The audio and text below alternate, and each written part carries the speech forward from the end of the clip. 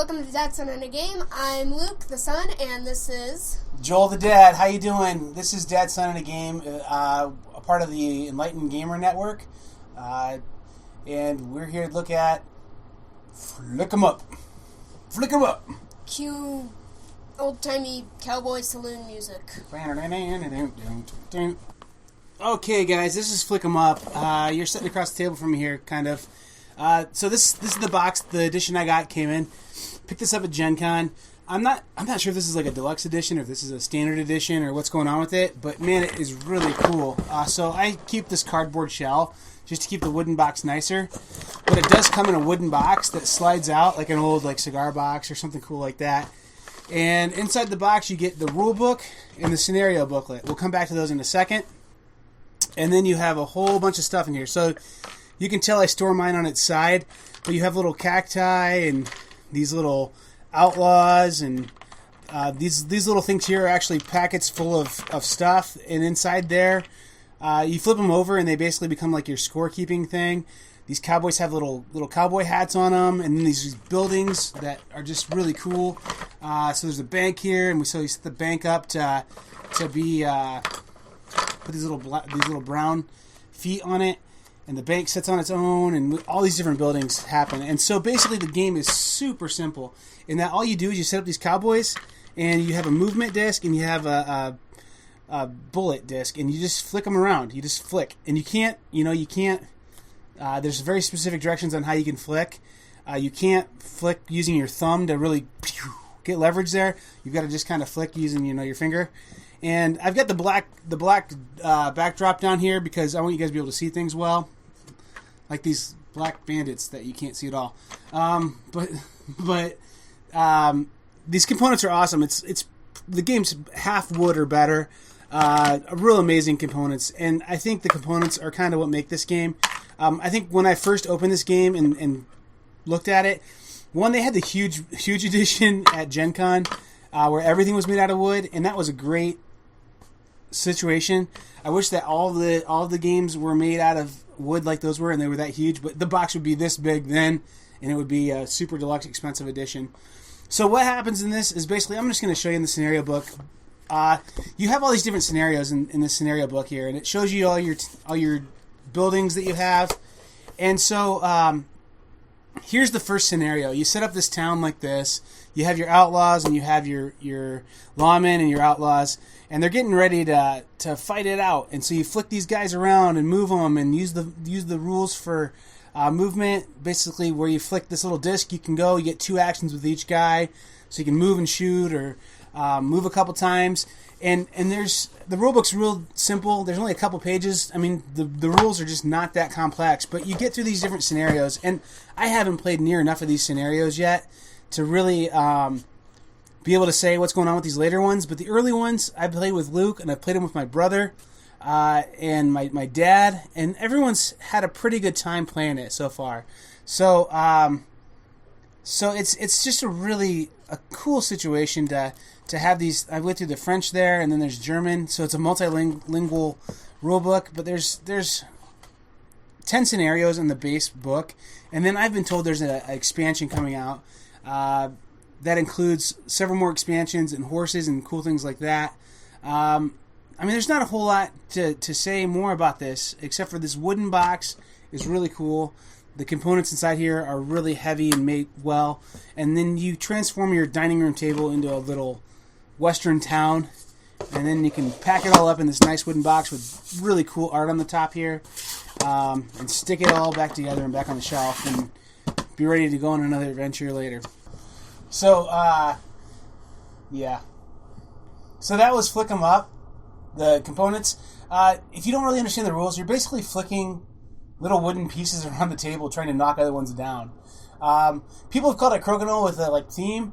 I think it's a pretty cool game. You just flick pieces of wood around a table in a thematic little town and have fun. Pro tip, don't sit down in a chair, because you're not going to like that, because you're going to be moving around constantly. Yeah, get rid of all the chairs. Pull all the chairs away from the table and walk around it. So, when we look at games on this thing, we normally look at games that are pretty strategic games where you sit down and you have a hand of cards and you move pieces around on a board, and like a standard hobbyist type game.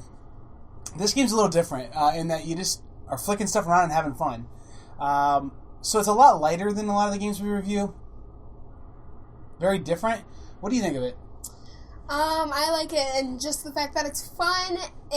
You don't have to be that much of a gamer to play it. It's just kind of like hey, you want to play this fun game where you flick some pieces of wood at your buddies and you sit your friends down and you pretty much beat each other up. That's exactly how I feel about it, too. This game isn't a game in the sense that it's like Axis and Allies or some kind of traditional board game. It's more like having a pool table that's very compact in your house. Or like a carom set or something like that. So this game's something you're going to pop out and set up on your table and play it very casually in a way how you'd like play pool or something like that. So I think for me it really does. It scratches the same itch as playing pool. And I don't know why that is, but it's like if I felt like playing pool, I could set this game up and get some of the same feeling from it. Yeah, does that make sense? Yeah, and another thing I noticed about it is the quality of the components is amazing. Right. Even the box is made out of wood. And I touched on that a little bit in the components overview, but I definitely will agree with Luke on that. It's a really great game, component-wise. And when I first looked at it, the word I used was heirloom.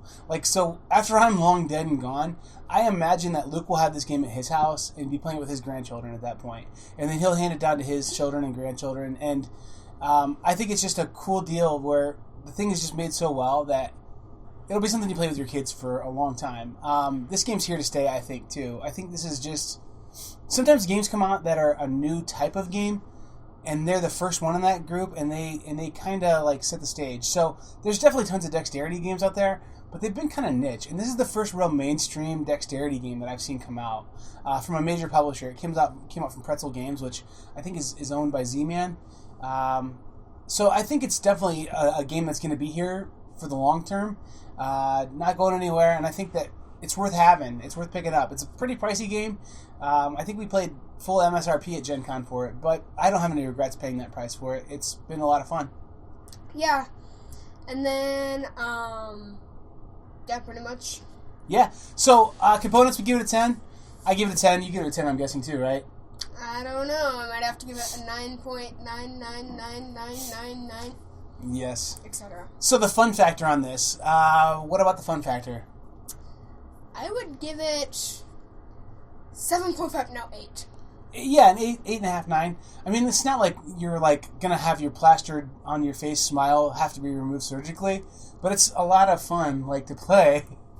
And I don't know, about an 8.5 for me. Yeah, and then it's pretty much family friendly unless you don't want your kids to be around guns or anything, which even then it's just cartoon flicking a wood pellet at some people. And the theme, I'm going to give this thing a 10. I mean, if you're going to make a cowboy game, this is as cool a cowboy game as you can think of, I would say. Like, just very little rules to get in the way.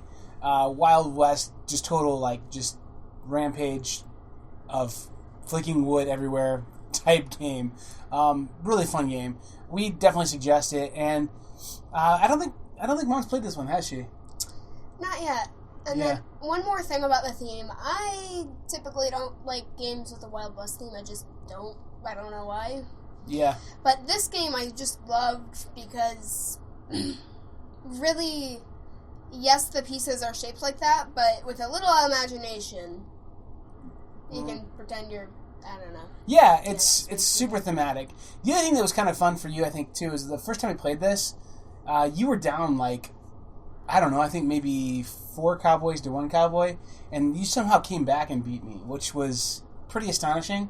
It may have been more like 2 to 4. I don't remember. I think it was more like I was struggling, and then I beat, like, 2 of your cowboys, and then it was like 1v1, and you killed me. No, you beat me the first time. You did? I'm sure of it. Or you did. I did? Yeah, you did. So, we're remembering things a little differently because it's been back in August now, but I think he was definitely down a couple cowboys and came back and won. So it's anybody's game sometimes. I mean, it really is hard once you lose that first cowboy, but anyway, we suggest it. We like it.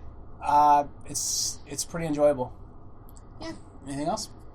I guess people don't typically like dexterity games. I would recommend this, like, because it still has that strategy to it of, like, Yeah. I mean, it's still dexterity. There's some strategy in your placement of your cowboys. Like, Yeah. So, like, you got to know that you're not going to put somebody near people who have actions left, and they're going to pluck you off or whatever. But there's some strategy to it. It's a cool game, though.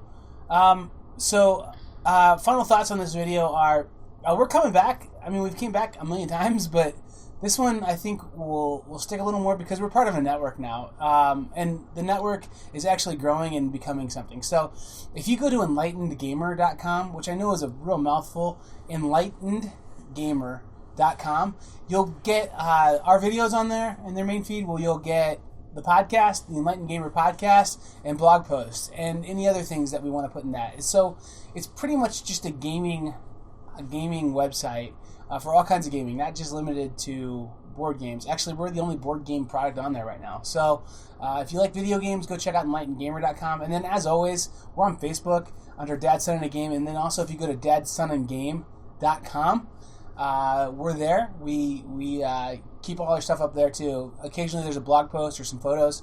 We're hoping to do more with that over the next year. So, and look to see Luke do more contributions now that he's gotten a little older. So if you look at these videos, back at our first videos, I just spit everywhere. Good times. If you look at our first videos, Luke's about the same height as he is now in those videos, but he was sitting on a bucket. Well, now he's sitting on like a super thin cardboard box. So the guy's grown up.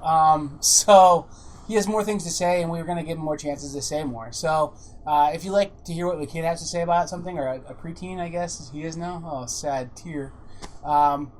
Check out our videos and DSG.com.